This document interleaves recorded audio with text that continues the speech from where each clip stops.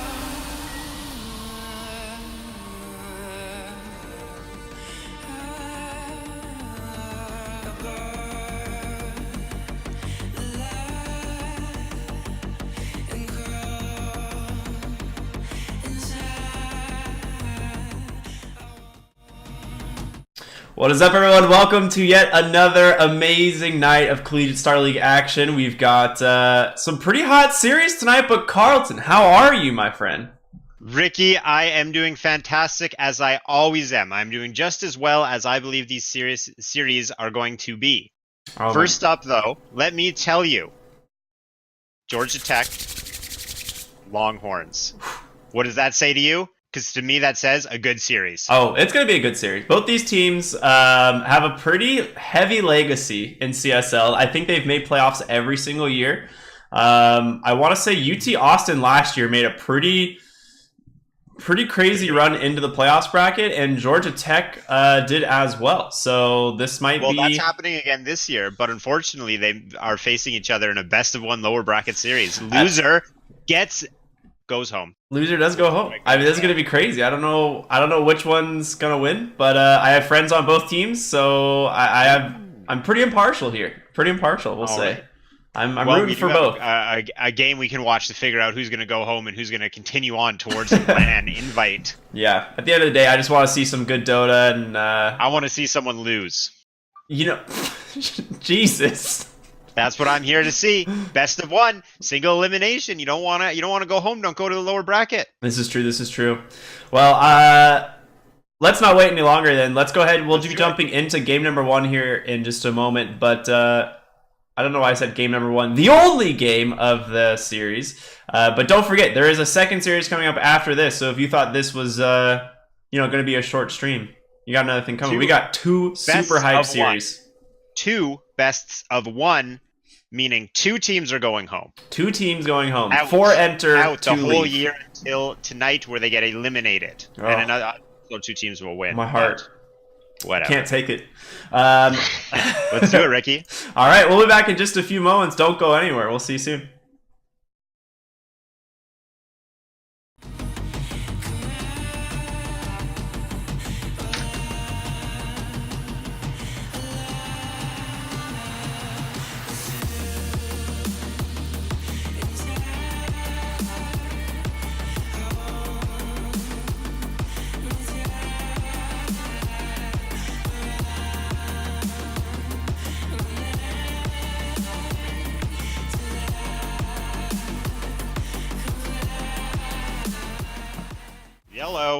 Hello. Hello. That was pretty quick. What's going on? Weren't gone very long. We're in game. We are Now, in game. Ricky, How magical. here's the real question. Are you more of a Coke Zero or Diet Coke drinker? I don't drink soda. I actually haven't had any soda in over 2 years. You mean pop, right? Yes. You don't drink pop. Okay. You haven't had I totally forget that has a completely different word over there. What do you mean over there? What are you trying to say here? I don't know what you mean. I don't know what you're talking about. Now, why don't you drink pop or soda? It was like I decided I wanted to make one healthy lifestyle change, right? And for me, that was soda. It was cutting out Switching soda to and pop. Fuel. Yeah, and switching to G Fuel. Heck yes. Well, also, heck yes, you had a dragon first pick. This is the second time we've seen this, I think. Or at least definitely familiar, yeah. What the heck? What is going on? Am I out of... Are they out of their minds, or am I out of the loop? I think Longhorns it has to be a comfort pick. They have to have someone who just loves playing Jakiro.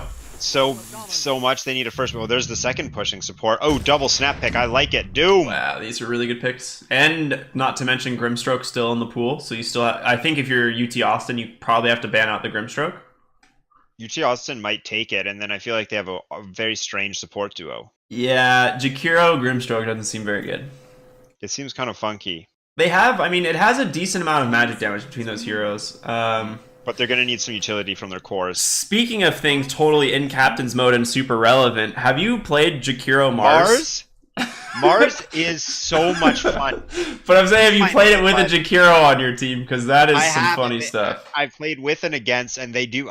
You know what I like about the combo with Macropyre and Arena of Blood is that you just put the Macropyre in the middle, and it's really funny to watch the dude who's not getting focused in the Arena of Blood, the guy who didn't get speared, just try and stand outside of the Macropyre and between the walls, bouncing it back, and then they just sit there, standing still, this is my only play right now. Yeah, everyone just starts panicking. They're like, run to the wall.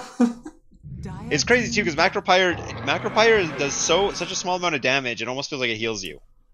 Oh my god. You would think so until you stand in it for 6 or 7 seconds during a Mars ult, and then you're like, I'm dead. I took 800 damage from Jakiro in that fight. I love Mars. I want him in Captain's mode so bad. A balanced Mars. When Mars is ready to rock and roll, I want him in Captain's mode. But I think he's so much fun. He feels like a Heroes of Newerth hero. He's so... he's just get on top of someone, hit all your buttons, kill them. Alright, let's go. Yeah, he is fun. He kind of reminds me of Amun Ra a little bit as far as like his play style. Right. Yeah. God, there's so many sick heroes on. All right. Speaking of sick heroes, that's your man Centaur. Centaur seems like a weird pick, to be honest. It seems like a They're pretty getting bad wild pick. on Austin. Do you think that this is like a draft where they had it like decided beforehand what they wanted to do? Maybe, but if you're Georgia Tech now, I'm pretty sure you just put Doom in Centaur's lane and you pick for your other Oh lane yeah, now. because Infernal Blade is extra effective Yeah, against it's like a pretty disastrous lane for Centaur. Grimstroke was banned. You're right, and that makes sense because he has synergy with both these heroes actually, and Shadow Shaman has lockdown. Yeah, that So you doesn't don't seem have like to a worry very too good much. lane for Centaur. No. And now Jakiro is even a decently high health pool hero, but he's not going to be the target of the Infernal Blade. Yeah, most likely not. He has too good of range, and if he liquid fires you, the cast animation on your Infernal Blade's pretty funny. Yeah. Oh yeah. I was playing against an Enchantress earlier today, and I was just like, oh, I haven't seen Untouchable in a while. It's not that good, and you go and try and auto attack. You're like, screw this hero. And then you play a Get out of hero my- like Doom, and you're like, oh, So you think that you want Doom to go to Centaur's lane? Is you just force it, and then they'll do the reverse. They'll put the position 1 in the off lane for Georgia Tech. yeah. If you're Georgia Tech, you already now have an offlane 1v1 advantage. Juggernaut. And I mean, I guess now even if you don't put the Doom against the Centaur, you still have Shadow Shaman Jug, which is That's pretty a good against strong Centaur. lane. It can kill him. Jug is. I mean, just looking at Georgia Tech's heroes already, their lineup is like ferocious. Like this is, it can push, it can fight early.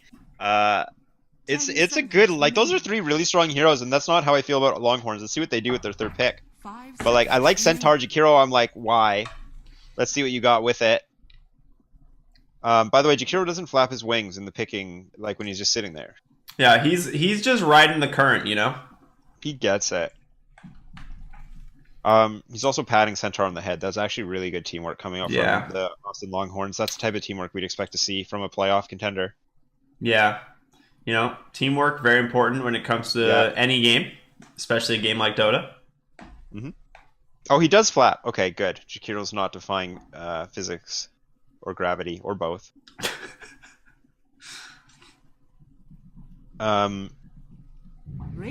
We're going for it. All right, reserve time ends. Let's see. Lion. Lion. Okay, so that's second Okay. support. Damage. There's like a lot of damage though now. Double edge finger. We've lockdown. seen this Lion pick up several times in the last like few weeks, just so they could be becoming more and more popular. Yeah. It is good in pretty much any phase of the game, but the problem is he's not super strong in the lane. 10 seconds remaining. And he has an issue against magic immune targets like Juggernaut with 5 Spin seconds and remaining. with Omni Slash, and Doom is has a high health pool. I just feel like Lion is gonna have a really hard time staying alive. He has Yeah. to, like, all 3 heroes on Georgia Tech right now. He has to run away from. He can't really risk getting CC'd by Shaman. You do have a pretty decent amount of lockdown and burst if you do run a Lion Centaur lane, but then you're running what would be a safe lane Jakiro support. Not unheard of, honestly. It's actually okay, but if you're against Doom plus, okay, well there's the Lich Jug. Whew. Hey, Lich Jug, Rasta Jug, dude, tri lane. That's super overkill, but it would be fun. So once again, I reiterate, Georgia Tech's lineup is really scary. These are some good heroes. Yeah. 10 seconds remaining. That's I just like it's just the yep. Yeah, I mean, I'm just like thinking, I'm like, there's like they have the like 2 classic lane combos from this patch. They have They're playing Dota chess. They have the synergies, the Juggernaut support synergies. dude, they're this is weird. The Rasta Juggernaut is like the oldest lane in the book. I think that was the first. That's like how I learned about like people picking specific lanes. Wow, that is a bold 4th phase pick, Oh boy. or like So not 4th phase, but you know. that's the so 4th Doom pick. now has a target, like a very high priority target. If Doom goes like Blink Dagger or Shadow Blade and can catch the Alchemist before he uses Chemical Rage, George is looking pretty good at that point. 10 seconds. All right, I actually like UT Austin's lineup looks a lot better with an Alchemist because they're gonna want to kind of Dire team what? double. Nah, probably not. They're probably gonna want to group as 4 and make space for Alk, but the problem is that their other heroes are pretty heavily countered by Georgia Tech. So I worry that it's not going to work out. They banned the Ursa on Georgia Tech, which is kind of odd. No, I don't think that's odd because they still don't really have a good reason or a good way to deal with Juggernaut 10 until it's seconds later in the remaining. game, unless they can just blow him up. True. Because Alchemist won't be in the 5 game for a little seconds while. I remaining. mean, and it's just a hero. I don't know. I think they need. I think you're right on that. What finishes off the 4-man of Jakiro, Centaur, Lion? I think they want someone who's going to be able to play behind Centaur. Windy. Oh, there we go. I like that. All right. I mean, for their little fighting lineup, I We've like been it. seeing but I'm gonna Windrunner say- more and more. I don't know what's bringing this hero back. I will say I've played her in some in-houses and absolutely crushed, and it just Hell feels really good. And I'm not sure if something changed that made her really strong again, but 10 seconds remaining. I have no clue. yeah. I don't play girl characters. What? 5 seconds. I'm gonna say, Aren't you don't you love Crystal Maiden? No, Oh. I just like playing dress up with her. I don't Oh, okay. There's a difference. Yeah. Yeah. I mean, who doesn't though? I think I don't care what Georgia Tech picks as their 5th hero. I think no matter what it is, I favor their lineup. Like I'm thinking, like even if they pick techies right now, I'd be like, Georgia Tech, let's go. I just love it, man. Their lanes are insane. Going into the really strong mid game, they put a timer on Alchemist with Rasta, and Juggernaut's a strong pusher as well. They have team fight. I mean, you just pick someone that beats Alchemist in the mid lane, right? And then that's it. If you pick a hero that handedly beats Alchemist in the mid lane, is Viper in the? I don't know what Viper Alchemist, but Viper's not in. But you can pick a hero like Monkey King. But I worry that Monkey King would rely too much melee damage against like a Centaur and Windy. Mm-hmm.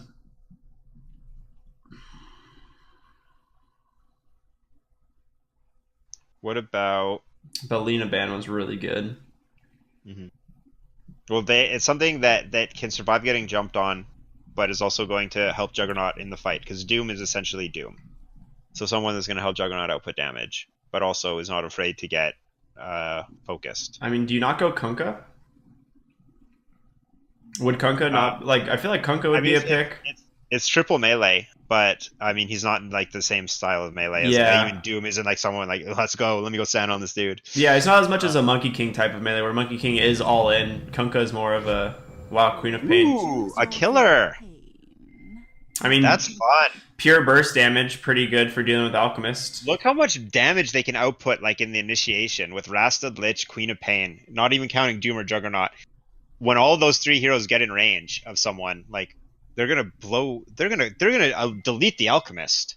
Yeah, then like Lion and there's so much collateral damage with those heroes. Like Aether Shock is AOE, Chain Frost is AOE, Frost Blast is AOE, Scream of Pain is AOE, plus the ult from Sonic Wave. Like there's very easy to get someone in the collateral. The Queen of Pain pick is a little interesting to me. I don't feel like it's a hero that necessarily dominates Alk in the mid lane, and so it's good once she has her level 6, right? But I feel like Alk isn't like too afraid of her. She probably goes 2 or 3 points in dagger, and Alk just will eventually resort to jungle farming. I mean, I think Quap will do fine in lane, but I don't think the Quap pick was for the lane. Like, think about as soon as the laning phase ends, look at both teams, all of them like between level 6 and 11. Yeah, I'm kind of terrified at Georgia Tech. They got a lot of good buttons to press on that team. yeah, you're right. Speaking of Longhorns, though, like Stampede is actually really, really useful this game. See, this is like I think Centaur can win fights with Stampede. And they do have Lion's Figure I think is going to be useful, but I don't know if it's going to the cooldown might be really punishing because Georgia Tech is like very fast. They can keep pressure up a lot. Like if they want to go for just the heavy pressure into Alchemist, I don't think they'll have a problem. Healing Ward and wards are their only cooldowns for like serious like pushing cooldowns, but they're fine without them. Yeah, the Windy seems weird to me because it definitely is going to be a safe lane Windrunner, right? So, oh, it's a comfort hero, level 12. oh, okay, this makes sense. I like that too, because that's a finesse hero. So we're gonna see some fancy shackles and maybe some power snipes.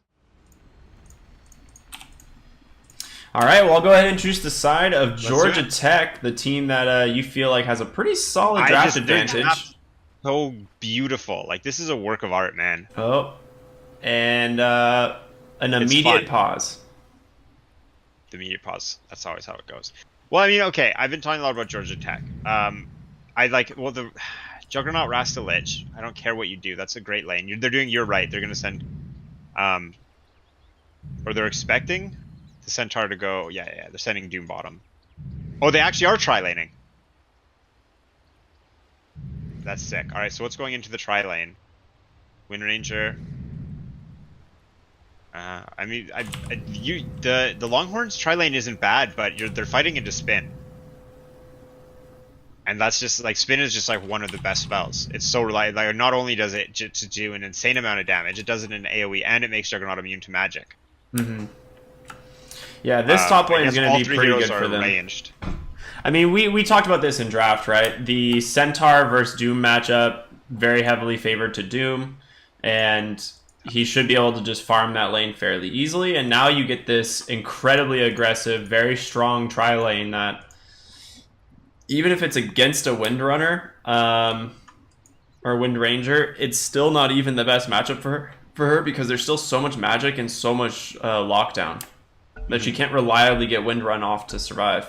And then what do we need? So it's hard to interrupt Shadow Shaman as well. Yeah. Because they're not going to have Ice Path. I was going to say, he has to go Ice Path like level 2. Yeah, like, because Lion's the only stun. Wind Ranger's not going to have Shackle Shot.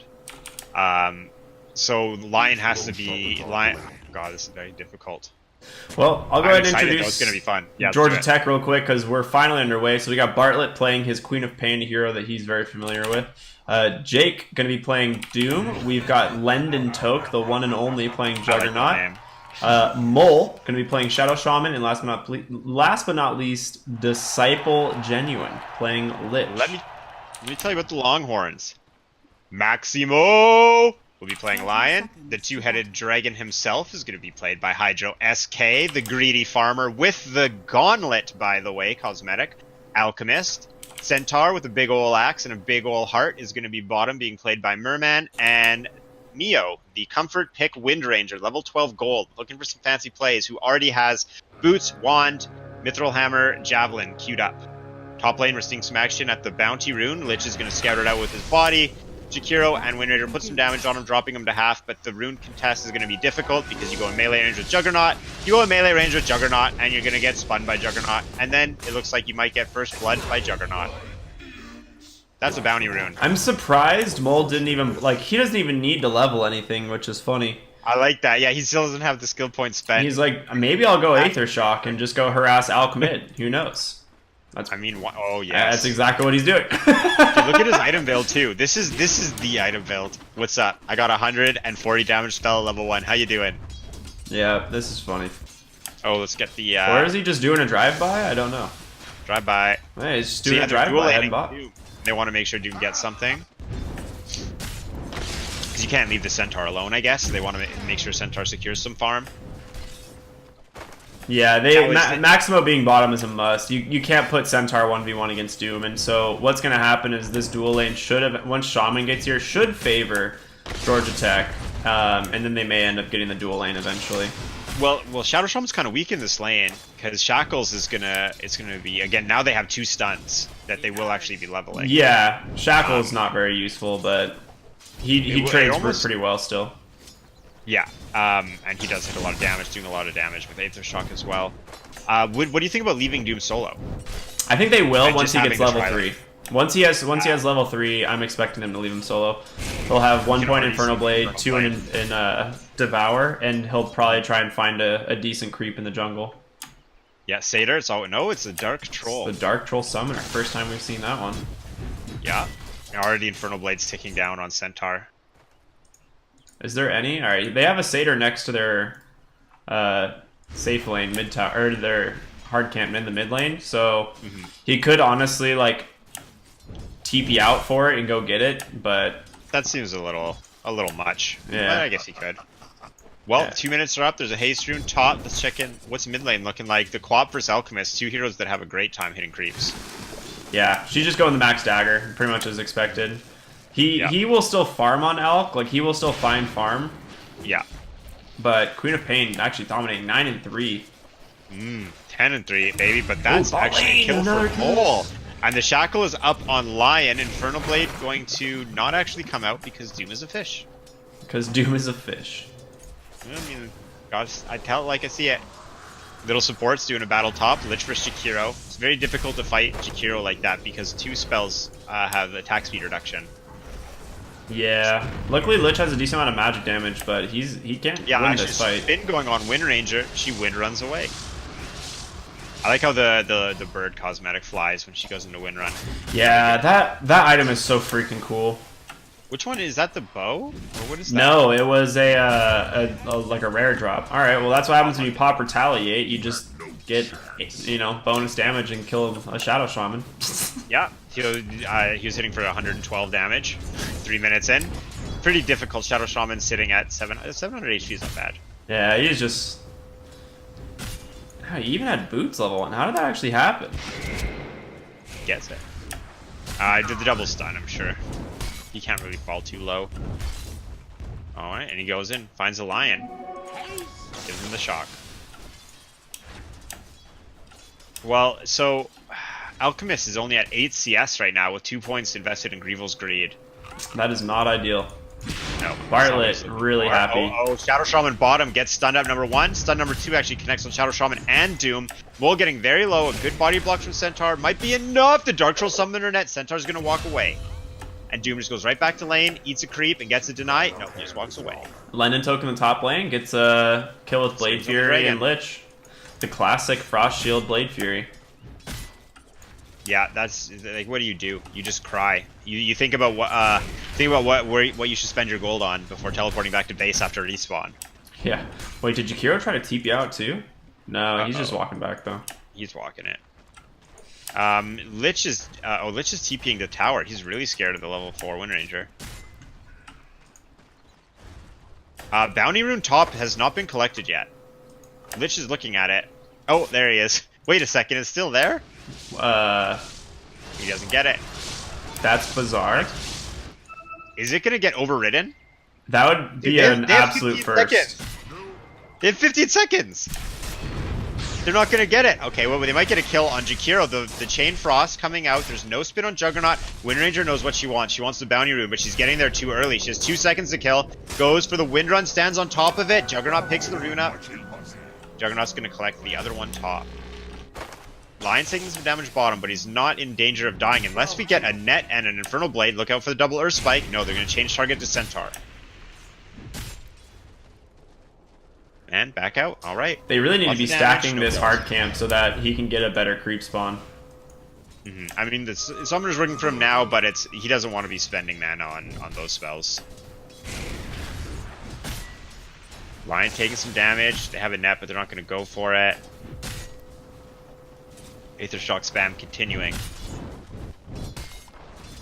32 and 14 on Queen of Pain. 18 and 0 on Alchemist. Queen of Pain is doing great. Has Alchemist been taking advantage of his jungle? I don't think so. I think he's been mostly staying in the mid lane. There doesn't even seem to be any stacks created yet either. Alright, looking very good.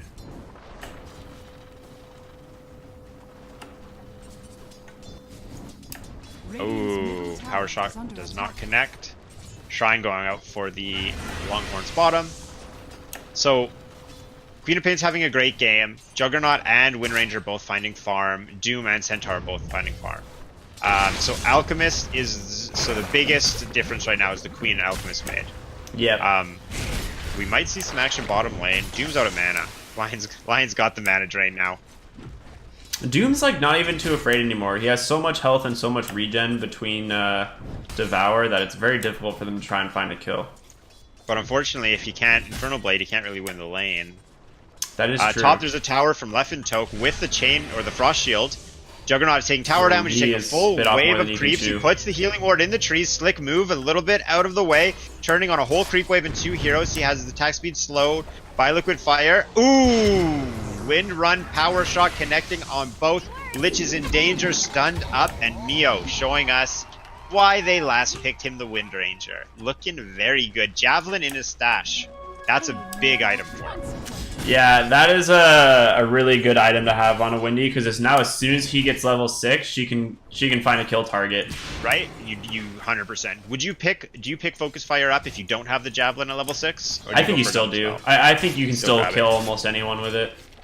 Okay. But with the Javelin, you obviously Yeah. get it at level 6. So, I mean, that's a There's lot the of fire experience coming for her. Like, she is now 5.5, the Jug's 4.5, or 4 3/4. So, good amount ahead. Yep. Oh my god, Mana Drain is owning Doom bottom. Poor guy. He can't do anything. And another bad creep. He gets the Wild Ring Ripper top lane though. Dual Breath comes out, putting damage on Lefintoke. Javelin has made it. Now Wind Ranger is very dangerous, even without level 6. Yeah, this is rough. This is becoming a more difficult lane for the Georgia Tech team. But Queen of Pain is going to be ready to rock and roll soon. I think as long as she's shutting Alchemist down, she's fine to stay here. But she has very high kill potential going to other lanes. Just 4 points in top Dagger. lane. Just absolutely trying to shut down this Yeah. Alchemist mid. I mean, She's why level not, right? 8. Yeah. She has 50 the highest CS, he has the lowest. Yeah. She's doing really good. 22 denies. His level 6 now will allow him to sustain through the Dagger. Yeah, this might be the time where Queen of Pain heals up and then goes and fights.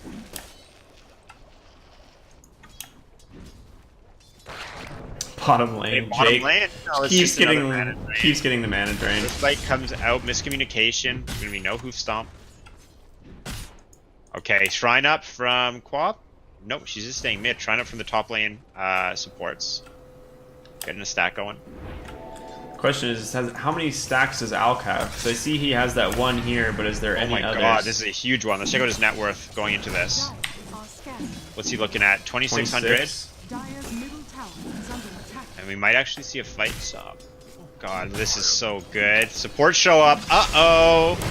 Well, before he gets ganked, he gained 500 gold. He's going to get shackled up. Queen of Pain will throw the Sonic Wave, and that'll be his death. Sinister Gaze coming up from Lich, but the supports are low health, no spells. Shakiro's going to chase down the Lich and finish him off. Now Windrunner, boom! Shot in the back, finishes off Shadow Shaman.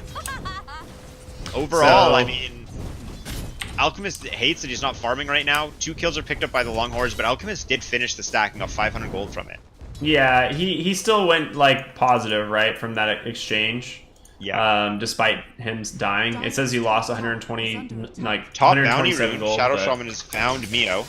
Shackle up. Juggernaut at the other bounty rune. He is going to collect it from Jakiro. Wind Ranger, oh, with the Javelin, running circles around Rasa. What are you going to do, son? Finishes him off, but this, he will trade for it. Goes in favor of the Radiant. He held the wind run, I think, too long. He might have been able to get out. Doom is going to finish. Doom and Queen of Pain take out Centaur bottom. Doom was expended. Now they want to chase the Lion. The Dagger a level 4 4 connects. dagger. They're going to run up the hill. Which way did he go? They ping him. Are they going to go? He has an Earth Spike in 2 seconds. This might be the double Earth Spike. Yeah, they're not going to die for this. If they could hit him and prevent his tranquils from coming back, they might have been able to actually just get the kill off the dagger damage. Yeah. I love the new Tranquil changes, by the way, where you can just like actually play in lane. Yeah, where you don't have to be without AFK. Yeah, where you don't. Okay, 13 seconds plus whatever. So Queen of Pain is going to come back mid lane, going right for the Orchid. I mean, another way, if they catch Alchemist before Chemical Rage, he's done. They're shutting Alchemist down hard, but do you think they're scared of Centaur and Wind Ranger? I mean, Windy is always scary with farm. The thing, though, you do have to consider is, like, Juggernaut is doing really well. He's almost got a defusal. Top Queen net of worth. Pain, yeah, had a pretty decent lane. She's really high level, and that's what all of Queen of Pain really needs to be really active right now is just... Up Hex comes out on Jakiro, Aether Shock, Shackles come out, but Lion and Centaur and Wind Ranger have surrounded Shadow Shaman. He gets stunned up in the trees, he's gonna drop. Centaur goes deep, catches the Lich, who's only level 5 with a Hoot Stomp. Healing Word comes out, Stampede is gonna get the rest of the Longhorns in here. Juggernaut is forced to spin away, but the Longhorns are on top of him. Instead, they're gonna take the safe kill, finishing the Lich. Lich gets his Frost Blast out on Lion, who drops him low, but Lion's forced to back up, but the other 3 are not. Lion held his finger of death for both of those kills. He did. Yeah, I think it's really important to start getting the damage, even if the kill was going to be secured without it. I You mean, might they need committed damage to Stampede. fight. Like, they're not going to be fighting Are fortified. probably relatively soon and again. So it to me is just like, Middle tower just expend the ult, get the finger of stack damage, put it on cooldown right away. But the line potentially could go into a fight soon. See what he does. Yeah, he was holding it definitely to try and kill Juggernaut. Yeah. I mean, you could see in his movement. But maybe he finds Queen of Pain with it, but she did just find a Invis rune, so this might... Oh no, Queen of Pain's gonna find her, Ricky. Oh, did they see? I'm not sure. Okay, the Queen of Pain knows. How fast can he kill this Lion? Is he scared? Lion has to only hit Hex to stop this. Wind Ranger finishes her Maelstrom.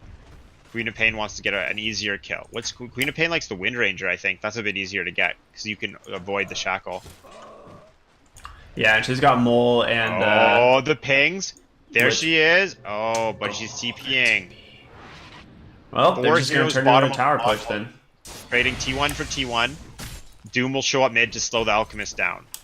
Infernal Blade works on Alchemist similarly to how it works on Centaur, right? Dude, the Alchemist doesn't really want to... Yeah, Alk doesn't want to be anywhere near Doom. It is a pretty bad matchup. It's the main reason they like put Windy in the side lane and not the Doom, or not the Yeah. Alchemist, because Radiant structures if are fortified. you know Doom goes anywhere near him, that lane's pretty much impossible. Is under attack. And both teams use the Fortification, showing they're not going to back down. Windy has her Maelstrom actually. Radiant's bottom Yep. is under attack. So, she's the Focus Fire on the tower, though. She doesn't have Focus Fire to fight with, and they're going to go for 2. Wards were expended by... Oh my god. Well, there's a rotation from Queen of Pain. They didn't even commit Doom for that one.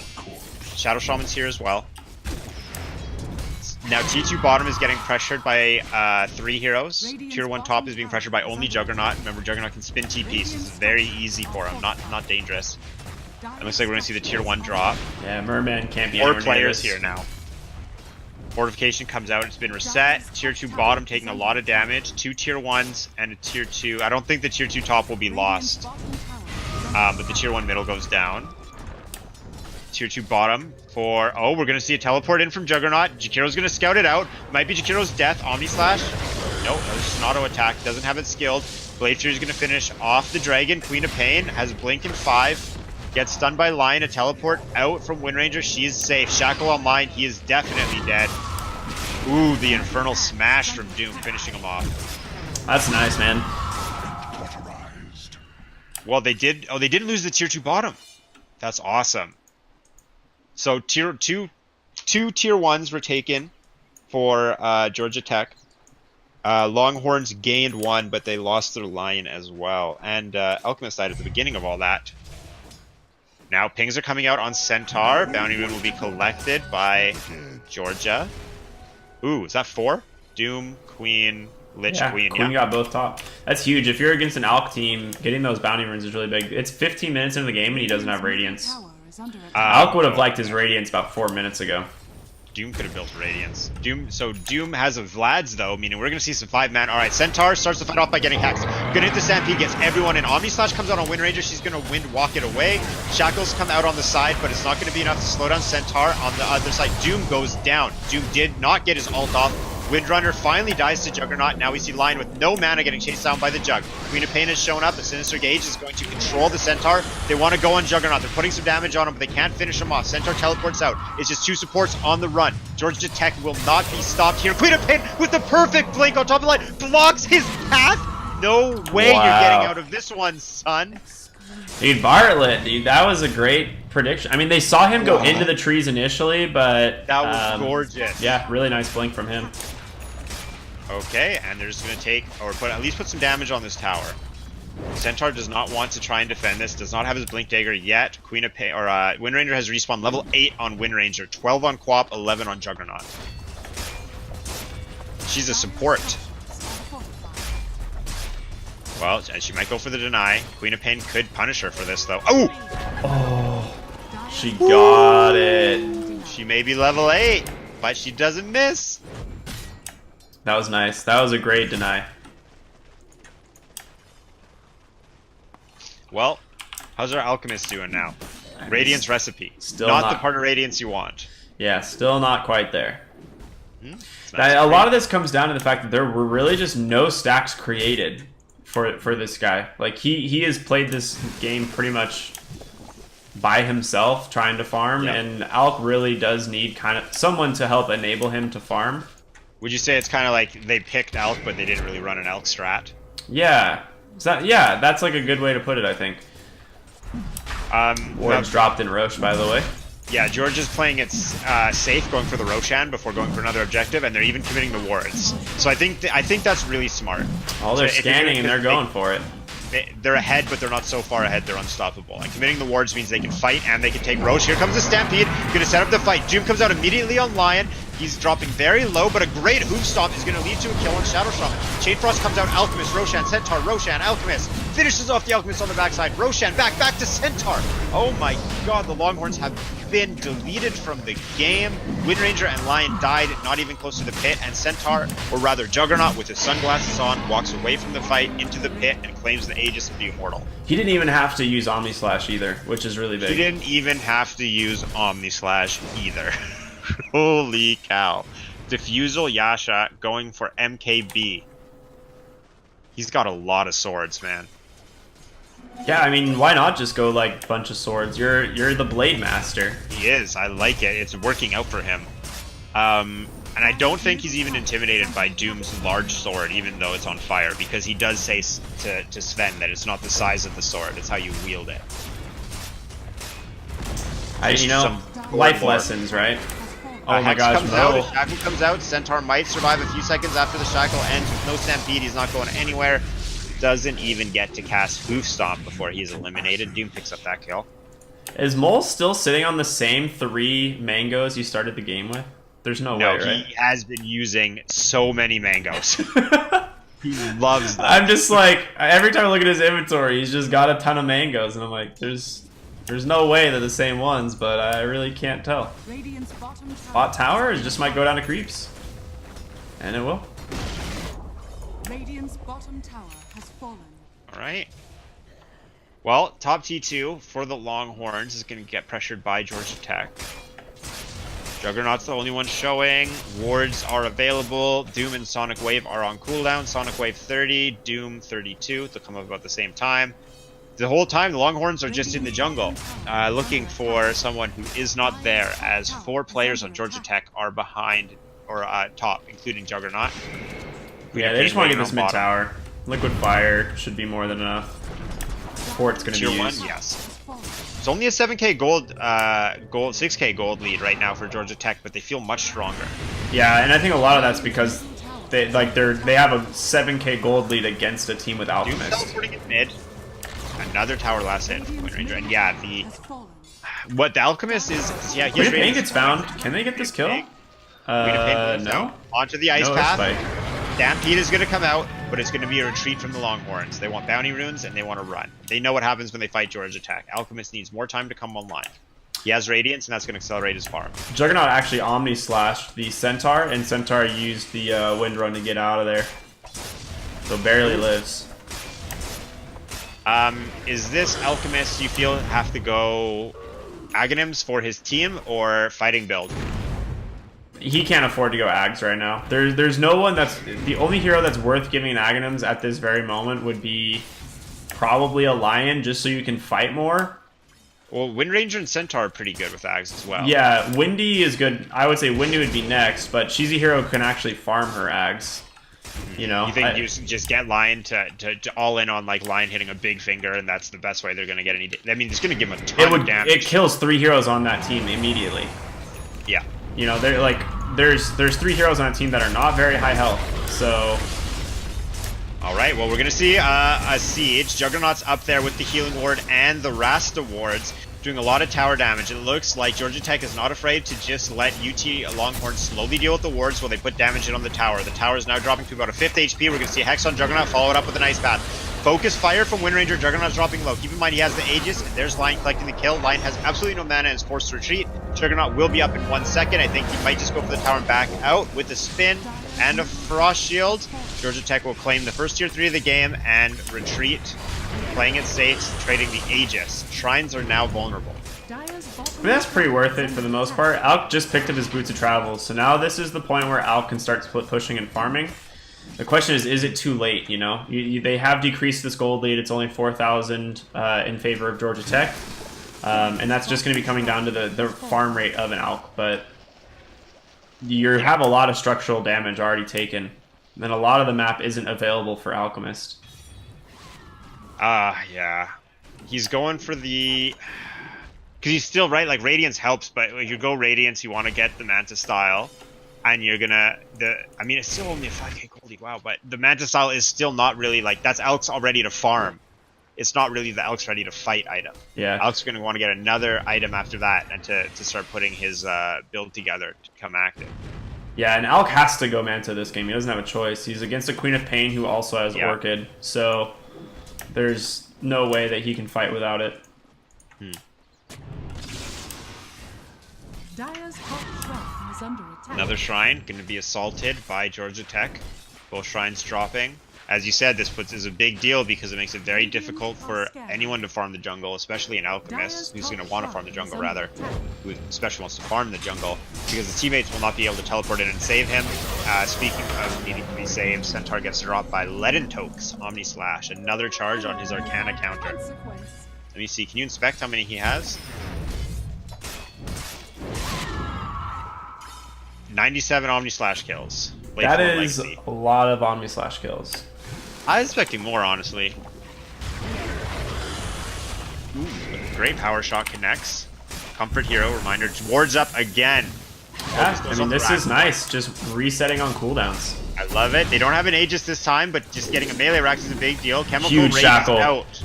Oh, never mind. It's a low level shackle. Ice Path will be dodged by Blade Fury. They want to go for the ranged Rax. Blade Fury down. They're going to have to wait for that one to come up. In the meantime, Longhorns can clear the wards out of their base.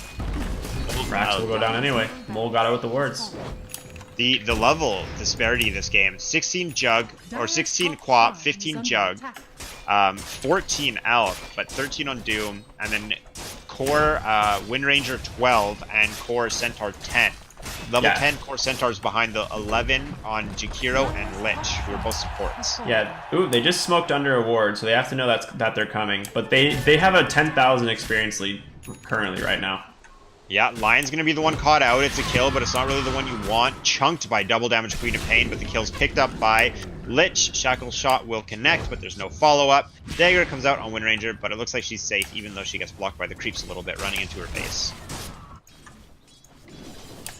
Somehow Alex on the Alchemist has managed to get a creep wave onto the other side of the map. I like it. I mean, he knows that Georgia Tech isn't there. Yeah, I mean, they're all in his Assault base. comes in on the base because they know Alchemist isn't there, and that's a melee Rax. Fortification is going to buy 5 seconds for the Longhorns. In the meantime, Alchemist will remain bottom. Praying his team can get these guys out of there. There is also a Centaur in the enemy jungle. Bounties have spawned. Alchemist is still not returning to base. Here we go. Teleport coming in, but the lane has fallen. Ice Path connects on Juggernaut. We're going to see an Earthspike follow-up. Doom comes out on Alchemist before he gets his ult up. Sonic Wave and Chain Frost will do a ton of damage to Jakiro, but not finish him. Omni Slash is going to be the damage they need to drop the Centaur, and Wind Ranger is in danger. But Monkey King Bar deals damage to her through Wind Run, and Ice Path will connect on 3. Everyone on Georgia Tech is still alive. Doom with a small amount of health. Is that a double? No. Great juke by Lich, dodging the concoction. All of the Georgia Tech players are going to make it to safety after that engagement, and a buyback is used on Centaur and Jakiro. 4 for nothing. Worthy tribute. Roche respawner timer, give us the... Ooh, that is a quick respawn. 10-second Roche respawn. Oh my god. Too bad it doesn't get scouted right there. Gorgeous fight from Georgia Tech, though. Getting out, no man left behind. That is what I like to see from a playoff team on their last life. 1 game away from elimination. Yeah, they're getting the right targets that they need. They get the Doom on Alchemist, and he's, I mean, pretty much all of their damage for the most part, other than like Wind Ranger ult and the Finger of Death. And MKB is really causing Wind Ranger to have a hard time. Yeah, I totally agree, and he just diffusals her and just is able to legitimately click her down even through Wind Run, and it's a great item build from Linden Took here. Lintog's killing it, man. Going for the Manta style, copying Alchemist. And there's the Roshan. Jake in the pit, just like, hey team, join me when you feel like it. Do they commit wards for this? I don't think. I think No, they can do it way faster this time. They have Orchid. They've got a few more items on Jug. Yeah. It's still taking a little while, but the Longhorns are not in a position to stop this. Georgia is aware of that. They have enough vision to know. Well, Alchemist will fall. We'll see an Aegis on Juggernaut, I'm sure, and a Cheese on Pop. Yeah, there it is. I will say, looking at Doom, look how farmed this hero is. He got, obviously, as people know, when he gets his level 15 talent, it equates to about 220 GPM. It might be more now, because previously, I think it is still 220 GPM. I think if I did the math, when I did the math, that's what it equated to. So a hero that already went Midas, already has like default gold ability, and is just like, oh, that's fine. He's above Alchemist by 10 GPM. And Alchemist and Juggernaut are very close. There's about a 10 GPM difference between Alchemist and Juggernaut. Yeah, it's pretty dope. Alright, see Centaur might this? get caught out here by the Centaur. lich. Yeah.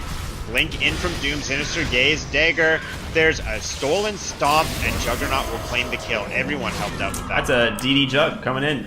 Carry contribution. That is another double damage for Georgia late in the game, and it's going to be right before a tower push with Aegis and Cheese. Feeling good about that one. Ooh, kills the first creep in one hit to make a statement. Power Shot's going to put some damage on the creep wave. We're going to see Juggernaut walk right up. Power some damage, Macropyre used, double damage, still in Jug for a little while. Wards are dropped, the Earth Spike will not connect on Juggernaut, who's spinning the tower down on the Macropyre. Concoction in 0.5 seconds, it's gonna, oh baby, Arteezy is in the building. Manta dodge coming out on the Concoction. Ice Path will connect, the Shackle will not, however, meaning Georgia has an opening to put some more damage on the buildings. Longhorns are unable to repel them. Doom comes in with the double stomp, however, it's an illusion. Sonic Wave deletes the Lion and puts some damage on Jakiro. Ice Path missed. Concoction is their only way into this fight. It's going to hit on Shadow Shaman only. Juggernaut, not afraid of the Longhorns, continues to spin a building down. The wards, all of them are still up and putting pressure on the racks. It looks like Georgia Tech is going to have another clean push. Juggernaut is not, however, going to have another dodge, but a double shackle on two cores, follow it up with an Ice Path. Juggernaut's low on mana, but not low on health, still has an Aegis. On the backside, Center goes in on the Lich, but he's taking more damage than the Lich is. Then a Doom comes out on Alchemist as his ult goes down. Shackle with the last seconds, he's alive. Rasa gives his life to finish off the Alchemist. Chain Frost bouncing around, a buyback from Alchemist. He wants to get back in. Great Ice Path into Shackle, putting damage on everyone on the team.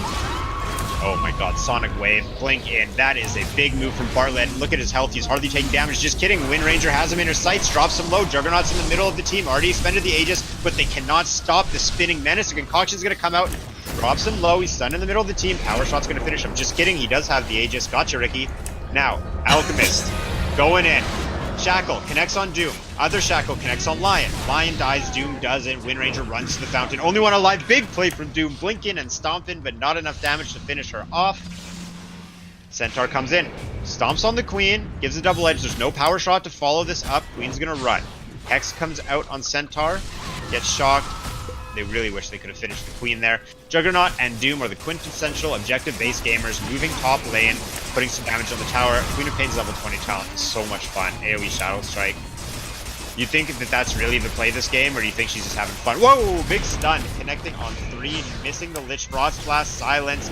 Queen of Pain busts the ult. She has somewhere to be. End this game. Now, a very low HP Shadow Shaman's going to die on tier 4s once again. He's died twice this fight. He really cares about Georgia's winning, more than he cares about his life. Doom and Queen of Pain don't care about anything. Diving past the tier 4s, Queen of Pain might actually die. The Ice Path misses, and she blinks out. There is that sweet, sweet horn. I think I'm going to make that my alarm clock because it's so soothing. Mega Creeps have been obtained by Georgia, and Juggernaut's going to spin into the enemy base. Infernal Blade on Maximo. He runs into the fountain, but he's not safe. Juggernaut's not safe either, though. In fish form and in tower range, he's going to drop at the steps of the Longhorns. However, it seems the Longhorns Ancient is going to drop to Georgia Tech's Mega Creeps they have achieved.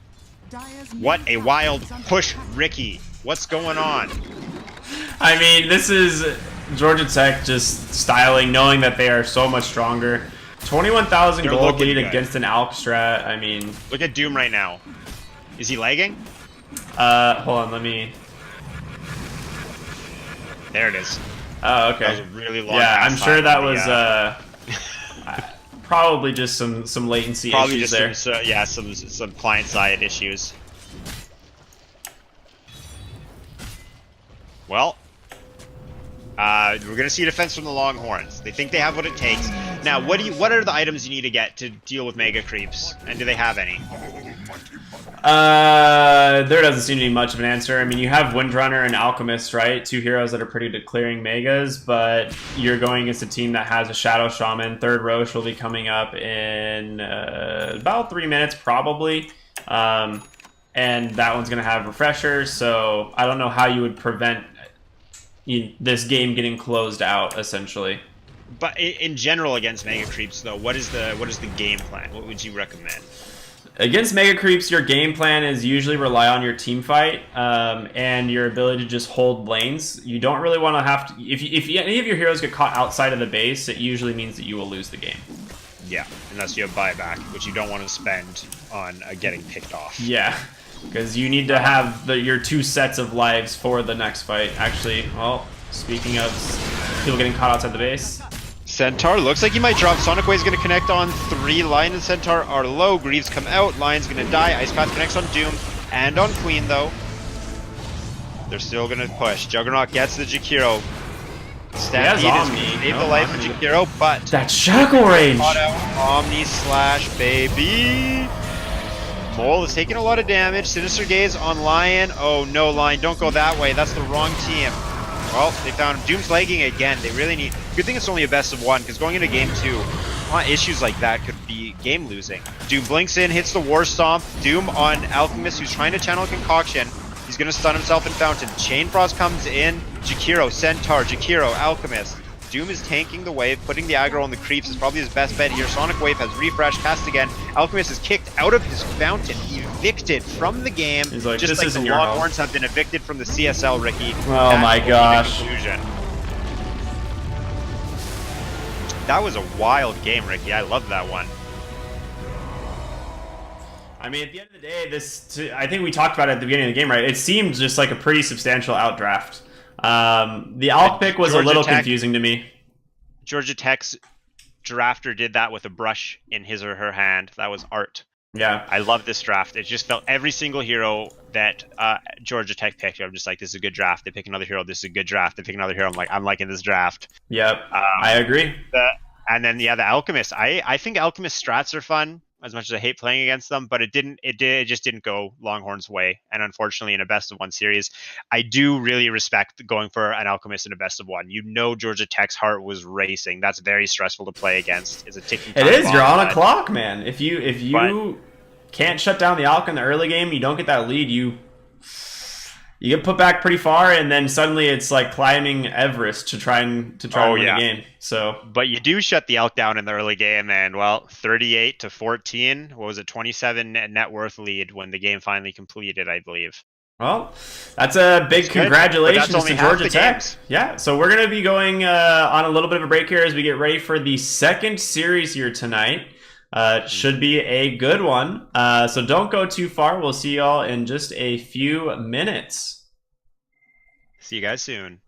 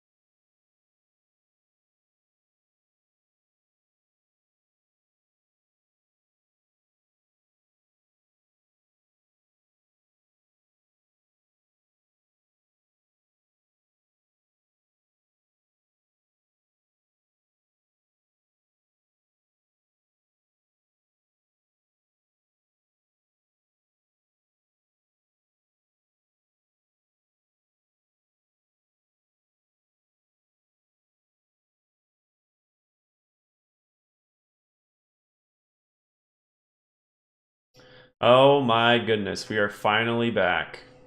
Carlo, are you there, my friend? Hello? Hello? Hello? Is this thing What's up? working?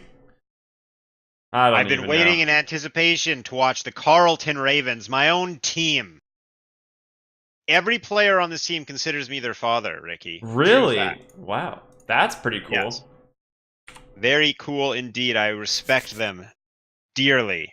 Now, um, why are their names? Oh, never mind. Now, DS Bro, the bottom player on Carlton, promised me that if he loses this game, he gives me his Arcana. Well, that's pretty pog. Yeah, 10 so I seconds get a lot of remaining. Arcanas via the CSL, and this is just going to be one more. 5 Yeah, one more to seconds add to your remaining. collection. hmm Now, we have covered both these teams on mainstream a few different times. Dire team I don't Yeah. think that there's necessarily a big mismatch in skill here. I want to say both these teams pretty evenly matched. Yeah. Carlton Ravens got kicked out of the Winter Invitational earlier than expected. Let me pull up who actually beat Dire them. team pick. I think it might have been Berkeley, I want to say. Yeah, Berkeley beat the Ravens in the first round Wow. and went on to forfeit against Stony Brook. How anticlimactic. Yay. Okay, first pick Nature's Prophet 10 from the Crimson seconds Guard. remaining. That's pretty dope. I like the Oh, profit yeah. pick. I'm 5 recognizing the seconds names. remaining. Eddie Sketty and Dire Large team pick. Discharge. Yeah, Ember Island, Bunborn. Oh, I love Leshrak, man. I've been picking this hero a couple times. He's good, man. He feels good.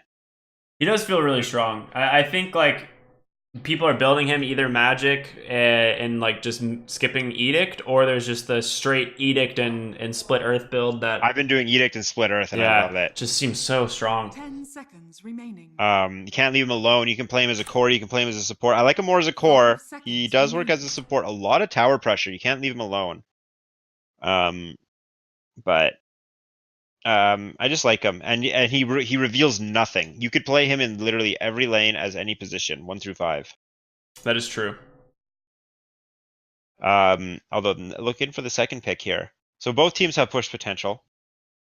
Nature's Prophet has been wreaking havoc throughout the CSL this whole season. Yeah, he really Stormsoul has been has. playing it as well. Really going for the reserve time here. The Nature's Prophet might have thrown him off. Because now they have to think. There's Lich, there's Grimstroke. Doom has been seeing a lot of attention in the first round. Hot Toll. That's an 2 interesting heroes I pick. like. Carlton Ravens, you flatter me. Dude, they're out. They're playing for your heart, man. They seriously are. Picking all my boys. What's Crimson Guard doing? So there's still Shadow Shaman in the pool, right? Yeah.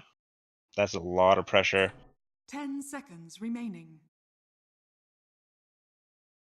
Radiant team back. Hey! Okay, that's actually really scary. Dire team back. That is a lot of push coming out from Crimson Guard. Mhm. Definitely, that's putting a timer on the life of Carlton. Both banners are actually very pretty. I like how Crimson Guard has the blood splatter on their banner and it's like uneven at the bottom. Is it blood splatter or like fire? Oh, is it fire? I don't know. I think it does look more like blood, huh? Yeah, 10 I mean either seconds way, remaining. it's pretty scary. 5 Um, seconds remaining. Now, are you more of a big dog or a small dog kind of guy? I like cats, but if I were to get a dog, I'd get a big dog. Why do you like cats? I don't know, man. I don't have to pay as much attention to them. Okay. I mean, sure. Like I'd get a big dog too. Yeah, I'd get a pit bull. They're my favorite. Oh, I would get. That's what I want. A pit bull or a boxer. Hey, pit bull Actually, boxer is like one of my favorite breeds with a brindle coat. Yeah. Oh, Very that would be beautiful so dog. cute. I want. I realized I only like dogs that are scary. Apparently, like pit bulls and Rottweilers 10 and seconds remaining. Dobermans. Dude, I saw a Rottweiler. They're just chunky dogs. Like I always imagine those really 5 scary dogs that have a bad seconds remaining. reputation. You see one in real life, and they're just like really chunky, like Dobermans. Yeah, they really are. I grew up next door to our neighbor had a big Rottweiler, and he was adorable. His name, Oh, it was a girl. Her name was Osa. Mhm. Yeah. and she was amazing. Loved that I dog. want to get a boxer and name her Helga after Helga Hammerstorm and Han. Oh my gosh. Radiant team That's so Right? good. Ooh, that's the DS Bro hero. That is the DS Pro hero. I like it. Dude, Carlton Yeah, Ravens team fight is real scary. Ooh, there's a good pick. That guy dodges magic, but black hole pierces. Yeah, I was gonna say you do have a council for the, spin TP. I don't know if you want to commit black hole to it, so Carlton might pick a different hero that has a BKB piercing disable. So they could go for a Tusk. Seems really good here. However, that would 10 mean that seconds remaining. Leshrac is definitely not a core, and your core lineup would be Enigma Leshrac. 5 seconds remaining. Alternatively, a hero that builds Basher. Are there any other cores with BKB piercing? Radiant team Not cores really. And Phantom Ooh, Lancer is that's a definitely hero one of you them. feel strongly about, isn't it? God, I just don't like PL, but people keep thinking it's good. I just don't think the hero is that strong. I don't know why it keeps getting picked up. Like, it's good in certain matchups, I suppose, but the hero just feels weak. Does it like crush Serpent Wards with all of its 10 illusions? seconds remaining. It good is against good Jug? against Serpent Warrens. You're right. It is really good 5 against Shaman. seconds remaining. He gets kind of harassed out by Nature's Prophet in lane, though. That's the weird thing. Nature's Prophet, I think, does that to everybody. Yeah. So we need like another hero that can be up on the front line. Maybe something that can set up a fight too. Like getting a stun to initiate as something to set Leshrac up is amazing. Something to set Coddle up, something to set Enigma up, something to draw the attention away from PL. Yeah, so we're seeing support Lesh, Coddle, most likely, right? Or support Enigma, support Keeper. I would say probably core Leshrac, 4-position Enigma is what we're thinking here. Yeah. Coddle is can play 5. I prefer Coddle on 4, and even on 4 you can still help out pretty easily with wards. Coddle has a lot of farming potential, especially if you just want to leave him in a lane and pressure it, or leave him at a tower and defend it.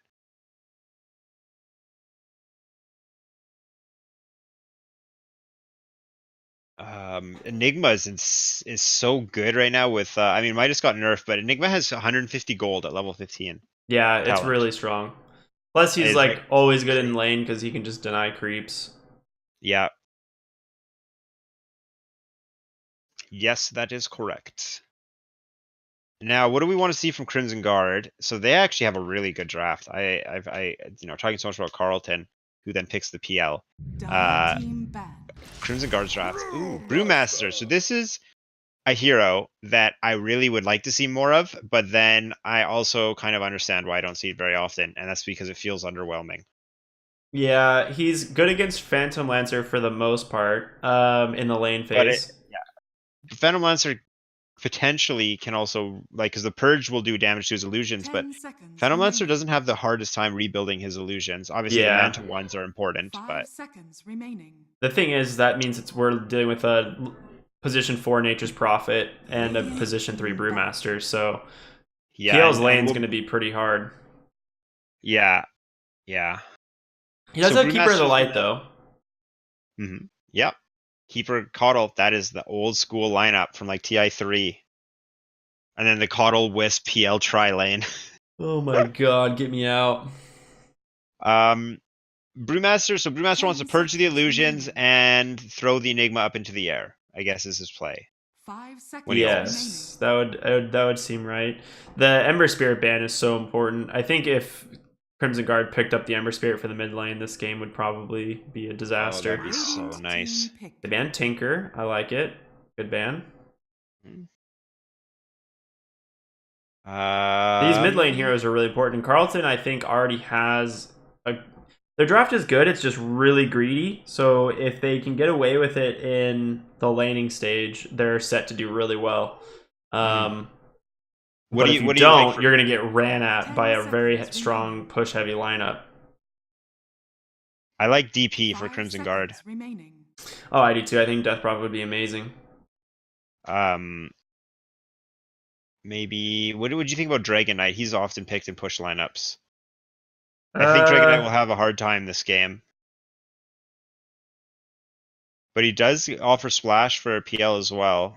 Yeah, Dragonite wouldn't be It bad. wouldn't be bad. I think you're right. Death Prophet's good. And could you run Visage Dire here? team pick. Yeah, Okay, there's the Death Prophet. there is Nice. a Death Prophet. Great Okay, pick. Great. we got it. 200 We got it. IQ coming out from Carlo here. What do you like for Carlton? So they get the last pick. So they know it's going against DP. They feel like they still kind of want someone who's going to be more towards the front in the team fight. Because Leshrac and Carl, well, I guess Leshrac kind of does go in. You need someone who can Some- get onto the Nature's Prophet in the back end, the back line. Yeah. Because right now they're Um, split push. Like they can deal with split push fine with Keeper of the Light, right? But if they are taking a fight, you want someone, or do you just go for setup instead? I don't know. Well, so we're going with. Okay, well, never mind. Doesn't matter now. Bruno, oh baby, the cheese is here. Finally, Carlton Ravens delivering me everything I love. First three heroes are heroes I want to see. Fourth hero is a hero Ricky hates. Fifth hero is the cheesiest hero in the game. Thank you, Oh my god. Carlton Ravens, once again for delivering.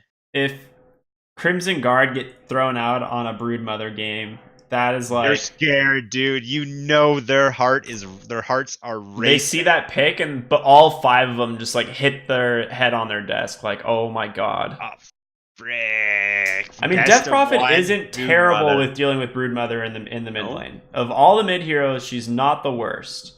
The problem is the spiders now have magic resist. Mm, So 5 seconds remaining. so what do we need? There's Battle Fury Juggernaut is the only physical AoE. yeah, there's not a lot. There's not a lot And of look good at answers. DS Bro with the cosmetics. Yeah, both we've of seen them. his Enigma on here before, and it is pretty. Mm-hmm. Broodmother, no cosmetics. Well, I mean,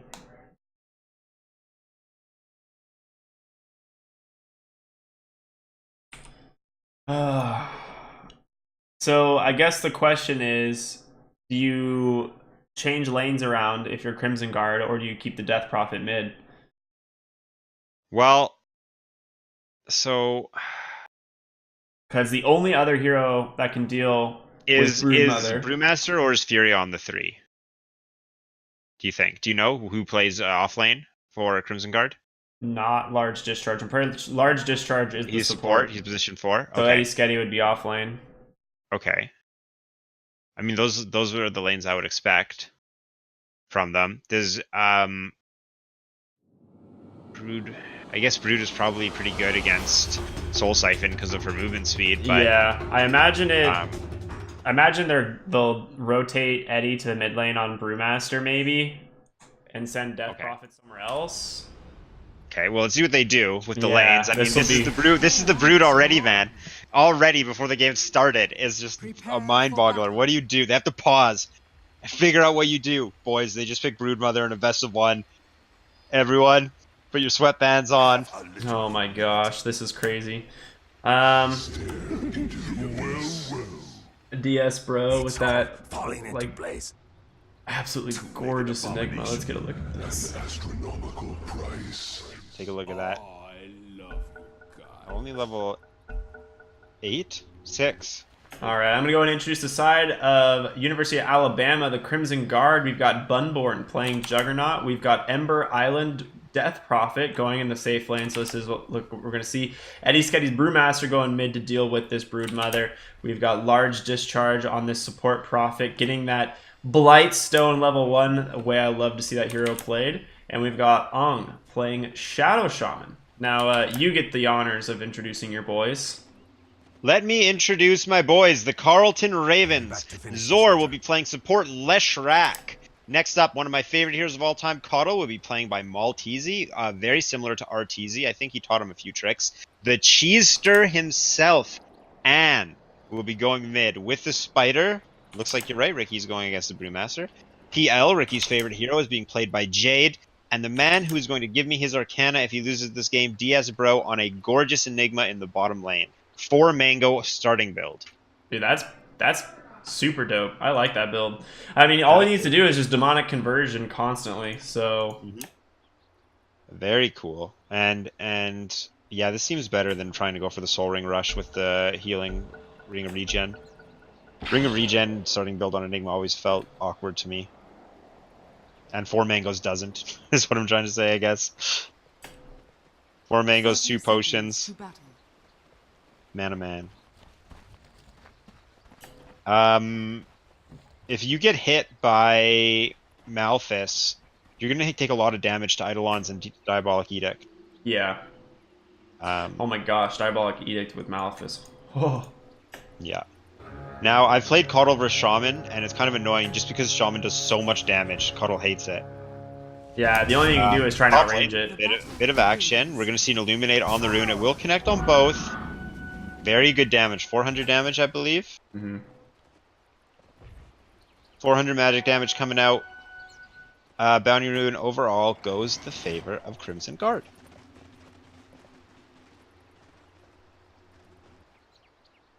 Good deep ward here. I believe that's blocking the camp.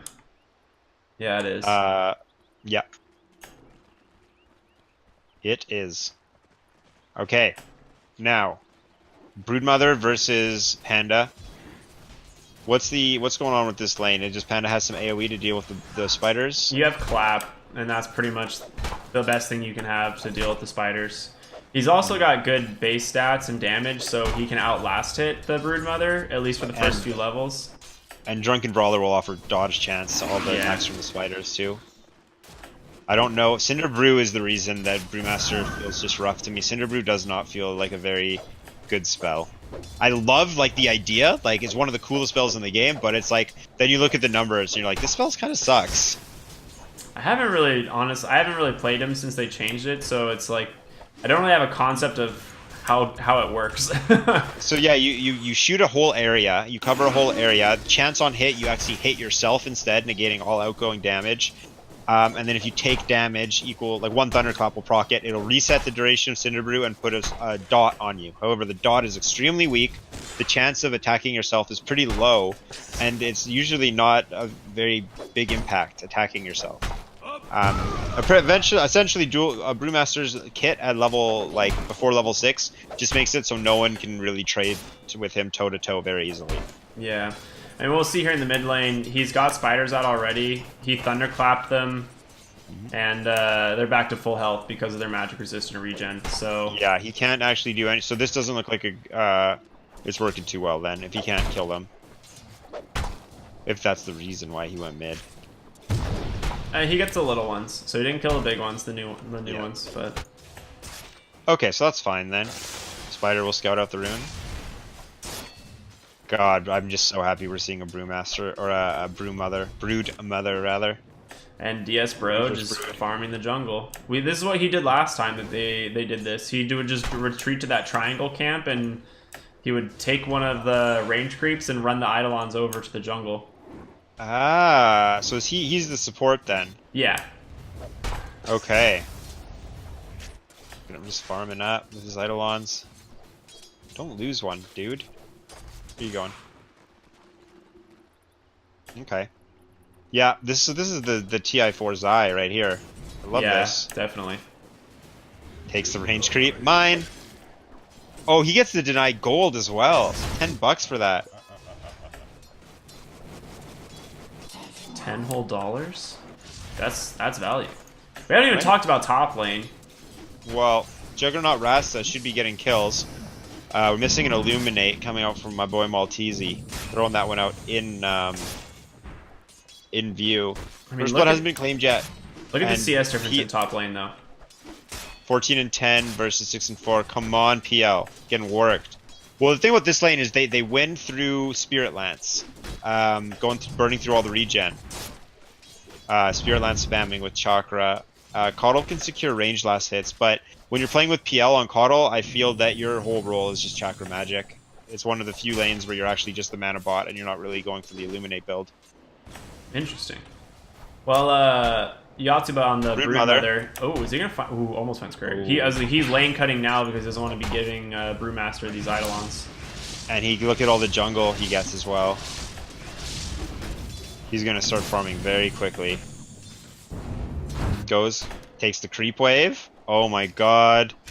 What does Brew do? Oh, takes the creep wave. And then he goes back to the jungle. There's nothing for the panda. They might have to get Caudle to defend this tower soon. Caudle's level 3. There we go. Speaking of Caudle, they actually do collect First Blood top. I was looking at top lane, but I didn't think Bunborn was sticking around. And so I moved camera mid. Whoopsie. Whoopsie daisy.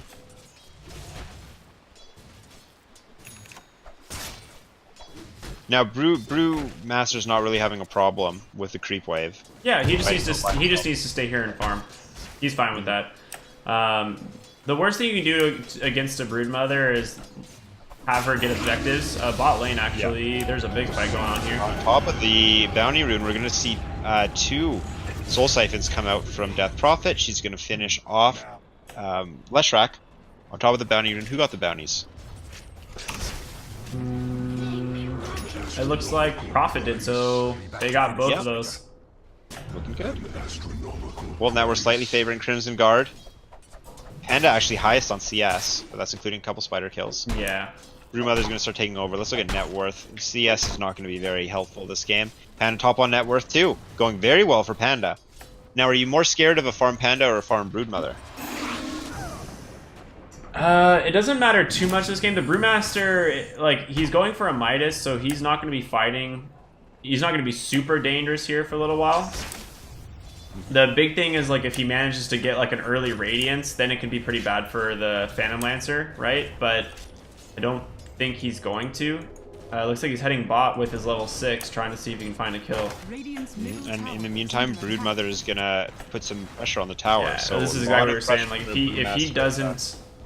if Brewmaster doesn't stay mid, you're going to lose your tower. And losing objectives to... out of sight, pops his ult, Stone Throw comes out, Soul Siphon on Leshrac, he has been deleted from the game. Now it looks like we're going to see an assault on the bottom tier 1 tower, trading T1 for T1. Broodmother has no problem taking this tower. Oh, not at all. What's the Broodmother item, you think? Oh, she's going right for the She's Orchid. going straight for an Orchid. Interesting. And Look how rehearsed this item build is, too. Sage's Mass, Soul Ring. Oh yeah, you just need mana. Yeah. Being able to spam your Q as much as possible. Build that little army up top lane. Will go down. There it is. Spin continuing on to PL, who has no mana, but he makes it to the shrine. And they trade bot tower for it. Is that worth it though? Midas is pretty much complete on this Brewmaster, believe it or not. That was fast. Nice. Well done, Brew. The problem is now there is so much more jungling space available for Broodmother. Yep. And Aether Shock wasted. That was level 3 Shadow Shaman. Poor guy learning that he is not going to be the one who stops the spiders. I just realized earlier in the game I said Caudle should go mid to defend the tower from Broodmother.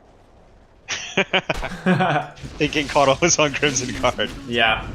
For a moment I was like, yeah, I don't see the logic error with that, and then I also realized that he was on the same team. Yeah.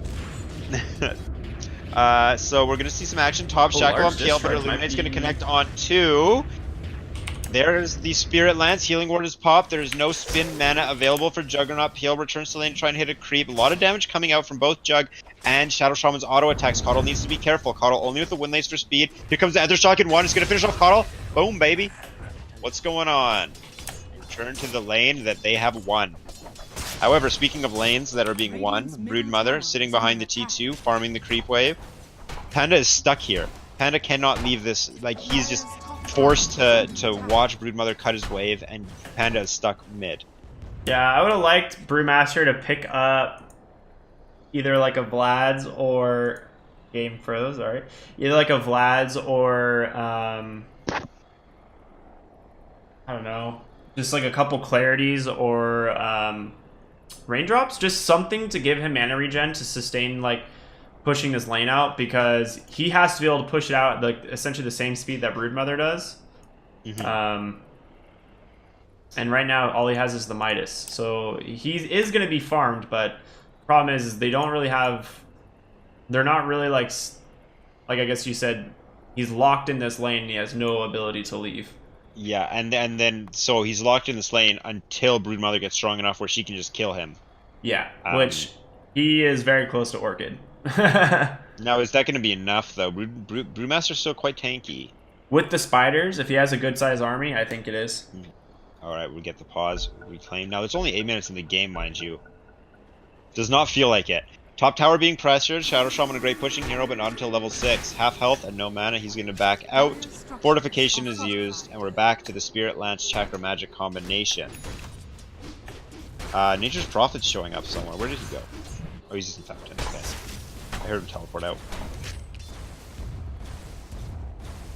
Level 6 Leshrac to level 4 Death's Prophet. That's the DS Bro special. Level 4 Enigma in the jungle. Going for... Ooh, is he just rushing... Is that Helm of the Dominator? Yeah, no Soul Ring. Naked Helm of the Dominator. I think this is what he did last time. It was about 13, 14 minutes. He got it. Wow. Take that as you will. So this is the second time Carlton has pulled the same strategy. So they're comfortable with it. I like it, though. I really like that they have a strategy like this. This is exactly what we expect to see from teams in the playoffs that do not want to be eliminated. Yeah. First strategy. And even if it's not a winning strategy, it's still respectable to do something like this, where it's very clearly a gameplay that requires coordination and communication. Well, we've seen this once, we've seen it twice. Brewmaster rotating bot. Lesh actually dodges Camera it. goes mid.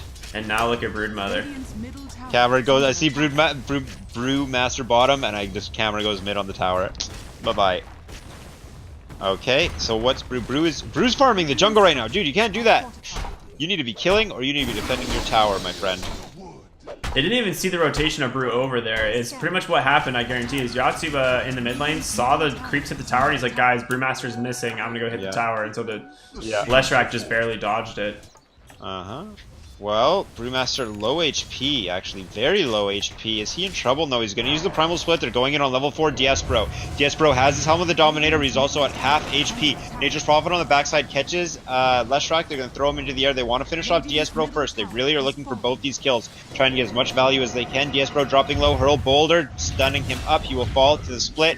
Leshrac runs away with his Pulse Nova on, and they're unable to claim him. So, Panda goes bottom. He loses his tier 2 mid, but they claim a kill on the Enigma.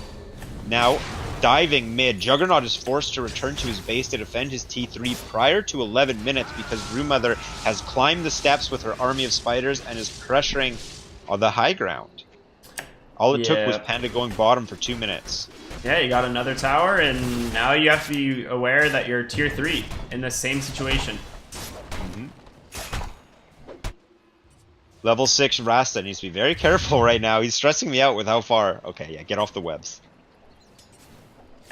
Spider looking around. Now your top lane's under trouble. Like in trouble. This is like all 3 lanes are getting pressured by Carlton. This is clockwork. And this is all, yeah, this is all pressure that's being created from this Broodmother in the mid lane.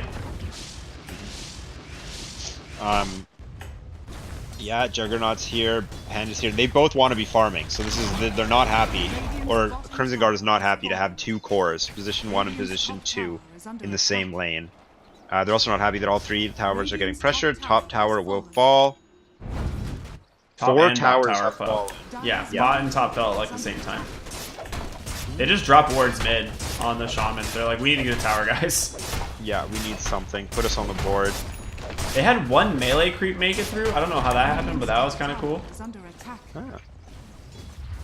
Coddle, perfect time blast. Thank you. PL cleans it up. Oh, Nature's Prophet's going to slow this push down. Look at your bot Nature's tier Prophet 2 goes though. for the Sprout on PL. He's not going to get a kill. What's going on bottom? That's the now does DS Bro control the catapult, or does Creep die in the last engagement? Can they kill this PL top? Actually, great juke. Oh my god. Okay, well, not gonna work for PL. Sprout getting chased. Panda does not have a Thunderclap. PL makes it out. There's the Will-O-Wisp catching on 3 heroes. They're going to clear it. There's no points in Blinding Lights, so Coddle can't keep it alive. Teleport out. No one is going to fall because the T3 is being pressured by Enigma, Leshrac, and Broodmother. Leshrac does not have Edict up. Broodmother dropping very low. It looks like they might have to back. Can't claim this tier 3 tower now. but they will soon. Keep in mind that's a level 4 Enigma pushing the high ground with a level 12 Broodmother, 3 times his level. I mean, he's just giving a Helmet Dominator aura to his team. Like, that's all he's trying to do. I cannot believe that PL survived there. That was an amazing juke by him. Right into the trees, then the Phantom Rush to the Creep Wave on the other side, and then a great Will-O-Wisp just to keep him distracted long enough for him to get to the trees and TP out.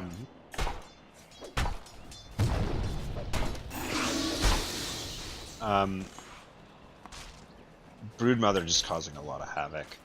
Orchid is up, BKB next. Very rarely do teams with like Shadow Shaman and Nature's Prophet get out-ratted, right? Yeah. This is like such a weird game to be in.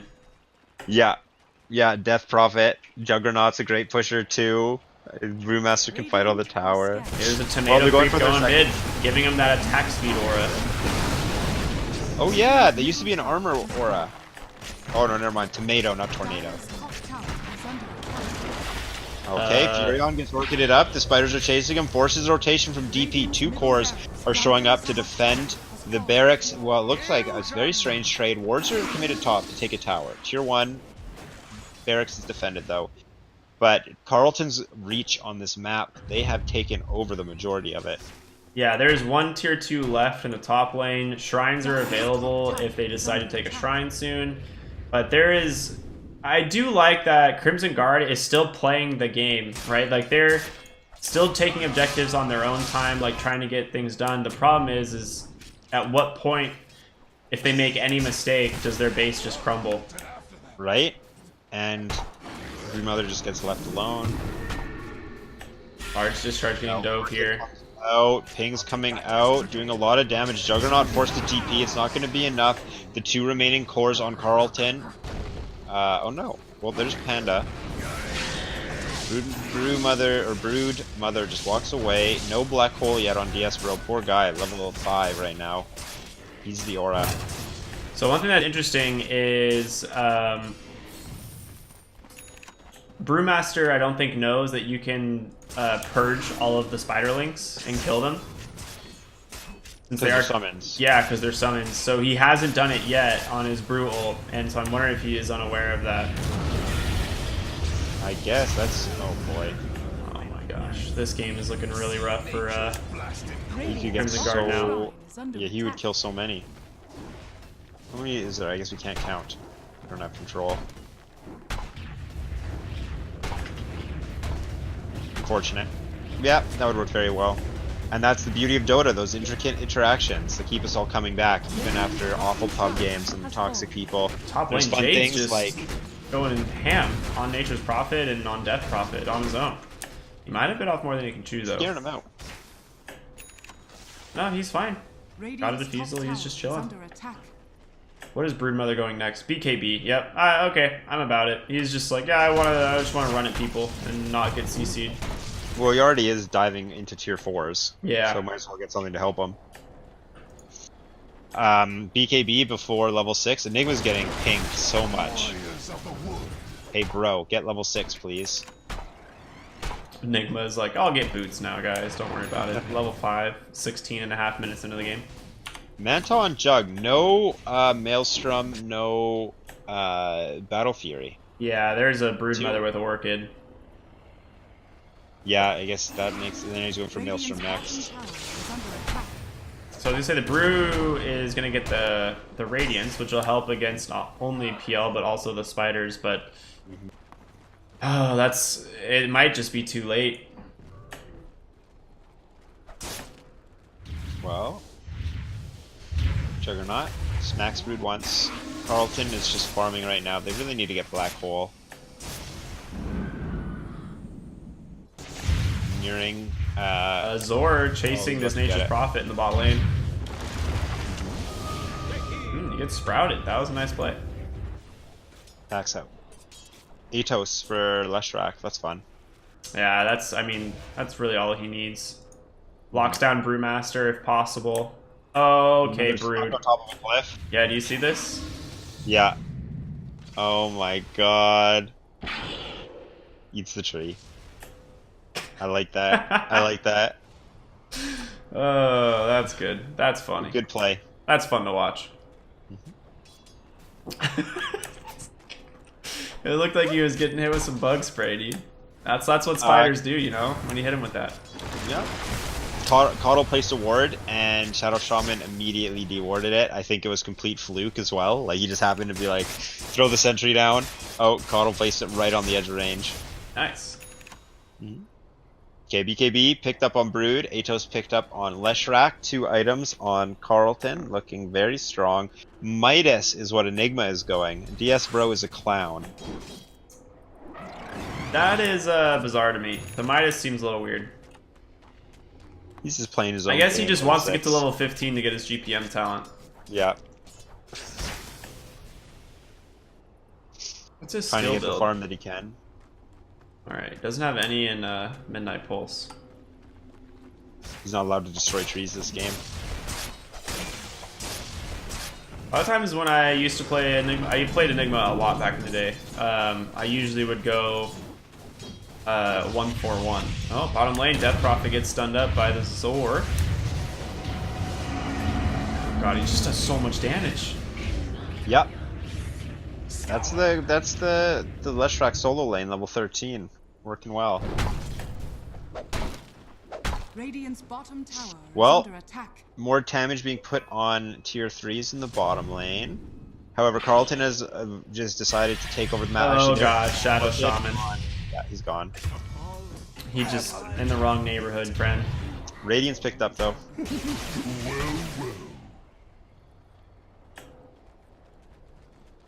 Okay.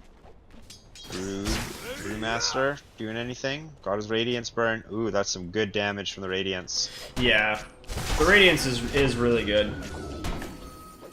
It also, I love back in the day, like there was that thing where like if you or your spiders took damage, they like stopped getting free pathing or whatever. Yeah. So And any it all hero gets that had spread out. Radiance, they would all just spread out and get stuck.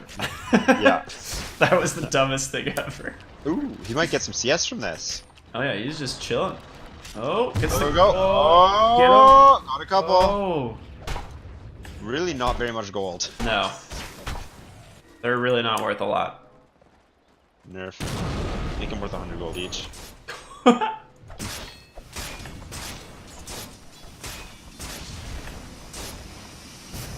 Ooh, here we go. This is more gold for our boy. Spider Slayer, the exterminator is here. Oh, here comes the Nature's Prophet ult, soaking that whole ult up on the spiders there. That feels so bad for playing Nature's Prophet because you just don't get any gold from your ult now. Yeah. Oh gosh. Like if you can't ult while Broodmother is in vision, or else your whole ult gets completely nullified. Yeah, that's awful. Poor guy. Well, game's going very slow now from a very fast start. 10 kills. DS Bro has reached level 8. Midas Recipe in his inventory. Enough gold for the gloves. Crimson Guard's just 5-manning down mid. They're like, alright guys, let's go make a play. They're not ready for this. Yeah, we got spells. Let's go. You only have one creep wave, right? Because you have Broodmother cutting the other. Well, So do you they need to even keep have a these creep creeps wave? alive. Oh, yeah, they have 2 creeps. 1, 2. And that creep might die. Don't! Okay, they got it though. They got the tower. Get home, get home, get home. And now your base. Now your base is under fire. Fortification used. Okay, Atos catches Shadow Shaman, so does Broodmother. Splitters will connect. Shadow Shaman is removed, does have buyback available. Primal Split has been used. Panda wants to pursue the Leshrac. Leshrac escapes the base with half health. Broodmother's right on top of their fountain though. Radiant's top tower is under Shadow Shaman's trying to get in range for Shaco and BKB goes down, but instead he gets in range to die. Sprout will keep him alive. They don't manage to lock him down. Leshrac does fall though. Broodmother's being chased. Broodmother TP's out.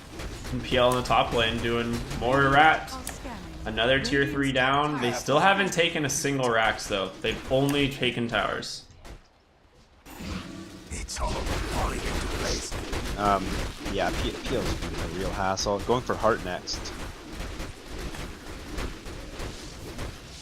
Has his Manta, has his Diffusal. What's Jug? He gives Maelstrom. Jug, oh, there it is.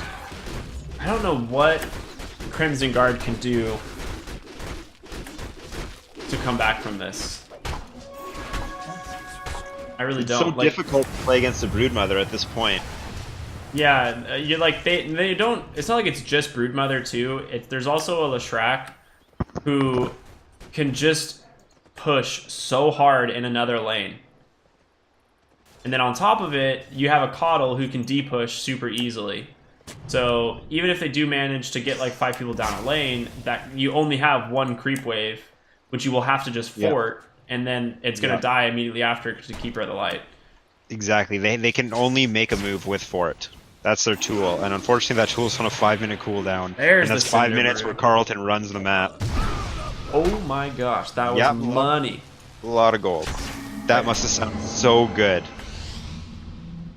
I was gonna say, if he Cinder Brews the Spiderlings, the Radiants can actually kill them, I believe. I hear an Orchid. Who is it on? Oh, Death Prophet, but she heals herself. Okay, Atos is going to connect on Shadow Shaman, so will Split Earth. We will see Death Prophet be deleted, followed up by DS Bro, unable to get Black Hole off Seal. Juggernaut is chasing down Leshrac. Leshrac's fast, but I don't know if he's fast enough. Great Glimmer from Coddle with his last bit of mana. It's going to save his life. 3 heroes down total. 2 died on Crimson Guard. 1 died on Carlton. Broodmother's still on the loose. She gets stunned up. Her spiders are dropping low. She does not care about Sprout whatsoever. And in case you're wondering, Phantom Lancer. Is he was absent from that fight. Oh, large discharge. Oh no. Uh-oh, he doesn't have the mana for this! Oh, and I love how the Doppelganger breaks trees. Yeah. Not gonna connect, no damage coming out of Diffusal Blade. Juggernaut might be in trouble, though, if Phantom Lancer wants to turn. No, not enough mana to kill him. And they just get all 4 runes again.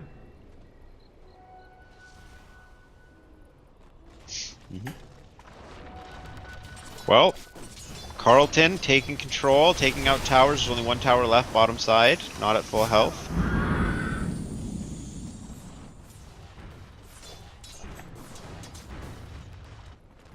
And Crimson Guard is really stressed out right now. They only have 1 chance to continue through the playoffs. Whew, yeah, this is man, it just feels rough. Like Leshrac has a Bloodstone now. Brewmaster did pick up BKB, but at the same time, Broodmother just got Nullifier. So you now have Nullifier Orchid, the Doom combo on Broodmother.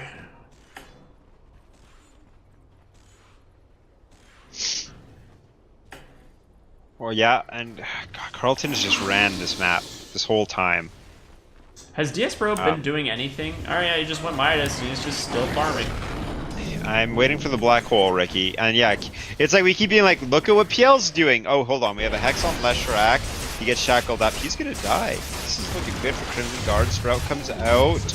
Pulse Nova doing damage. Wow, why is he so tanky? He Picked did up the the 5 Bloodstone armor at conversion. level 10. Bloodstone heal. Omni Slash is expended. That's worth it. Killing him, getting those Bloodstone charges down. He just bought a plate mail during the middle of that fight as well, trying to survive. As I say, we keep talking about how PL doesn't show up to fights, and he's like kind of the insurance, but yes, bro, also has yet to make an appearance in this game. He's gonna get level 2 Black Hole before he casts it. Yeah, at the end of the day, you still have an Enigma free farming a jungle who has a Midas, and once Blink. he picks up his GPM talent, is a pretty terrifying hero.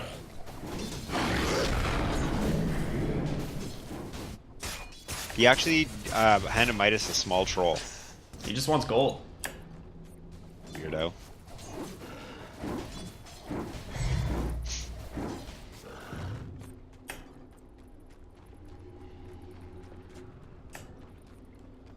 Radiant are scanning.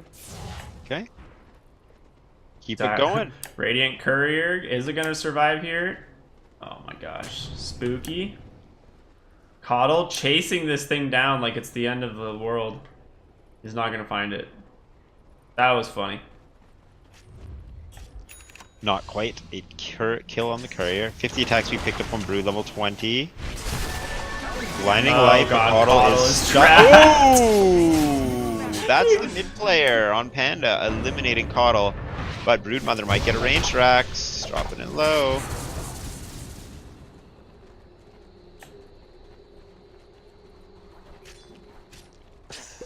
DS bro, he's here. He is in the mid lane. He's in the vicinity. He has That's Blink. blink. There it is. Malphite. Oh, And no black hole. Style has disrupted the gank. He actually dodged the nullifier with the Manta. Ah. That's Arteezy for you. PL is actually just taking a lot of damage in this bot lane. He needs to be careful here. He might die. He gets the doppelganger off, goes to the low ground, pings go out on him, Juggernaut knows which one it is.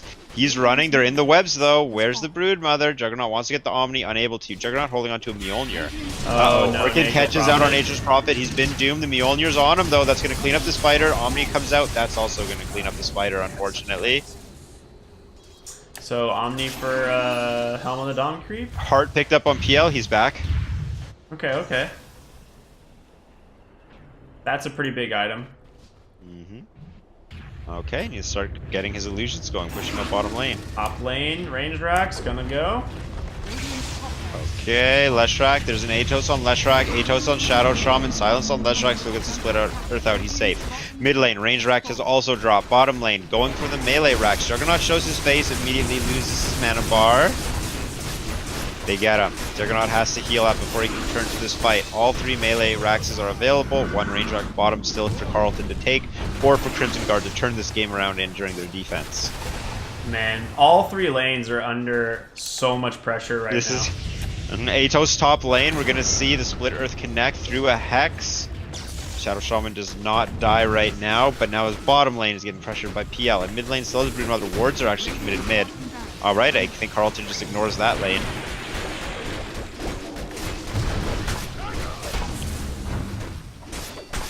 Broodmother does not ignore that lane. He just goes back in and gets shooed away by a Crypt Swarm. Get out of here. Another Crypt Swarm. That one cleans up some spiders. Atos will connect on Broodmother. Silence on her. She just walks away through the trees. Bottom side, still slowly picking away at the racks. I Top can side see as this well. siege happening for like 10 minutes straight. Yeah. This could potentially be the slowest and most painful siege to watch. This is Because the like, best. I don't think there's anything Crimson Guard can do to stop it. Yeah, they can just like repel it a little bit. Yeah, and Tesba has unlimited resources to continue this. They have Keeper of the Light, they have Enigma with Helm of the Dominator. They have Oh, a they're getting an Broodmother. edict off on top lane now. Doing some damage. The Hex comes out. Atos Shackle, though. Nature's Prophet doesn't have the damage to deal with this Leshrac, I don't believe. Bottom On melee the racks bottom now side, gone. we see the Raxes drop. BKB popped on Pant. BKB Primal Split? That was maybe a misplay. Okay, Pulse Nova damage picked up on Leshrac, top side, as Grey Furion dies. There's no more Raxes in the top lane, one in the mid, and 0 in the bottom. There's only a melee Rax defending Crimson Guard from Matrix. Will-O-Wisp will be popped. There's the black hole connecting. Oh, at the edge, Death Prophet is killed, as well as a Panda. Well, it took him 31 minutes, but he hit Black Hole. That's DS Bro, Defender of the Arcana. One Rax left, and with 2 buybacks, it seems Carlton might be repelled. Split Earth won't miss because Juggernaut is spinning. Panda is now doomed by the Orchid Nullifier. Broodmother, who doesn't even care and just goes for the Rax, looking to finish it. That is Mega Creeps. Here comes Ricky. Oh, the sound. Mega Creeps. Well, I said this turtle could go on for a long time, but turns out Tespa just turned on the gas and Yep. decided, yeah, all right, we're tired of playing this game. Radiant's top And here comes the Crimson Guard. The only thing you see when Mega Creeps happens, run down mid lane and hope for the best. Yeah, I mean they don't have a choice. The only thing that they can do this game is somehow Carlton has to like throw several heroes into their fountain without buyback, and then they have to push down the mid lane and just go straight tier 4s. Yeah. But if any hero on Carlton is still alive, I think they just lose. Yeah, that's. I mean, they've been building to deal. Oh, boy. well, there's Death Prophet, no buyback. Crimson Guard has spent the entire game building to deal with spiders, and building to deal with spiders is the same items you build to deal with mega creeps for the most part. True. But they're not really that farmed. Like, they're 25,000 gold behind. All of their money... 25,000. Yeah. All of their money is on Brewmaster and Juggernaut, which can deal with Mega Creeps all day, but you can't deal with Mega Creeps and this complete onslaught of this split push. Yeah. Diaspro gets the talent. He did it. 33 minutes and he finally has Really his coming GPM. through. Finally coming through, my man Diaspro. Abomination. Feed the trees and astronomical price. Well, Carlton opting to farm the jungle. It's all falling into place. I still am not used to Coddle chakring after Illuminate. I still chakra myself before I cast Illuminate. Do you really? Out of habit, yeah. It's a hard habit to break. I have hundreds of games playing that way. Yeah, It's just you're like, I right. want to Illuminate, alright, chakra first. Like, it's just habit. It sucks, too, wasting it like that. Yeah, not getting the cooldown. Well, because you need to do it for double at level 4 to fully kill a creep wave. You don't have to. You can you can do your blinding light plus illuminate to kill the creep wave now. Oh, right. I always forget the blinding light does damage. Yeah, that was like a weird thing. They gave it like 200 damage or something, right? Yeah, level Yeah. 4. Yeah, so you can blinding light and illuminate the creep wave for damage. Weird.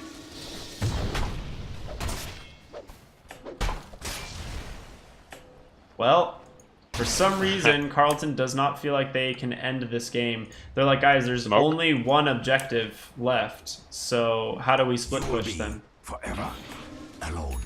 You will be forever alone. Carlton, let's do it. Bounties first. Funborn still looking for gold, or Funborn, Diaspro still looking for gold.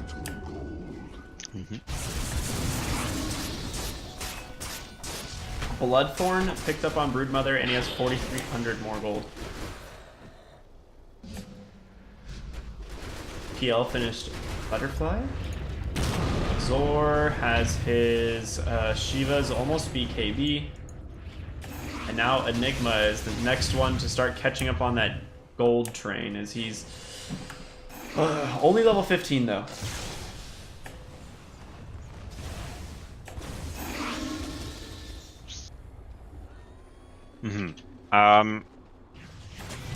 Oh, okay. Atos on the creep. They got it. That's 200 gold. And it's not as good as 150 gold per minute. That is Maybe true. it is. Nah, it might be actually. Okay, Panda, BKB. Oh, BKB Primal Split is never what you want to do. He has no spells to cast. There's the Primal Split coming out. Wards are dropped. Seeing not a lot of damage on Carlton, though. Everyone's sitting at full health. We're going to see Leshrac, Silence, Forestaffed out, though. PL on the backside is burning mana and the chances of Crimson Guard's victory. 30k net worth lead for Carlton, waiting out the Exorcism, waiting out the wards, waited out the Primal Split. Crimson Guard is terrified right now if they weren't already. Bottom side though, Shackle's going to connect on Broodmother. That's the Aegis, however. Now Exorcism about to end. No mana on Death's Prophet. Broodmother's back. BKB chunking the Prophet, making her look like position 5. Then buyback on Shadow Shaman, Fury on Falls. We're going to see Fountain Dives coming out from the two summoning heroes. Do it, PL Diaspro. and Do it, Diaspro. Fountain Hole. BKB, do it. Fountain Hole. There it is, the Black Hole on 2. This is the game-winning play. Illuminate to follow. Crimson Guard didn't stand a chance. Diaspro, the one man holding his team up this whole game. The Midnight Pulse in the Fountain. Diaspro knows that they can take the life of the Panda, but instead they go for the Ancient, being objective-based gamers, and that is Carlton winning it. Unfortunately, Alabama has been removed from the Collegiate Star League 2019 season. However, Carlton will continue on unhindered, unafraid, and ready to destroy anyone they face in the name of the father of the team, Carlton the Dota caster. Wow. What a legacy, really. Dude, Seriously, I we're mean, all we lucky to said be here we'd today. see at least a couple Finally. games of cheese, right? And we finally see one where there's just a broodmother last pick, and there's just no answer to it. The game just got so out of control so fast.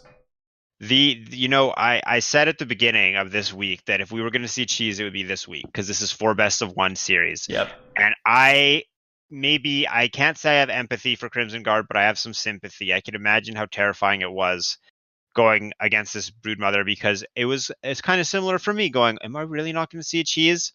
Last pick brood, baby. Carlton keeping us in the game, 21-8. Game started off fast, went a little slow, but it was always a great time to spend watching it here with you, Ricky, and with the people in chat. Always.